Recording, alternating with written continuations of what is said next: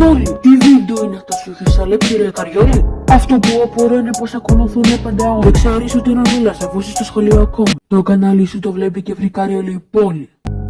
Δεν ξέρω πως σε συμπαθούν όλοι. Εγώ σε το μπροστά μου θα σου ρίξω βιτριόλι. Πιστεύεις στον κάθε τύπο με ένα απλό συγγνώμη? Αλλά να ξέρεις έχεις IQ από ένα τιμόνι. Και όσο για τον Μπανάρα, πραγματικά τι να πω ρε για αυτό τον παπάρα που βιάζει κάθε μέρα την Άλεξη τη μπουτάνα. Και ο Μανώλης δεν δίνει δεκάρα. Τι ντροπή να σε δούνε τα παιδιά σου. Αν κάνεις ποτέ γιατί είδες λίγο την κοιλιά σου. Ποια νομίζεις θα σου πει γεια σου? Μόνο στα όνειρά σου. Μετά από αυτό το diss track πρέπει να αποδεχτείς την ήττα. Το κανάλι θα γίνει δικό μου. Δεν θα πάρει ούτε μήνα.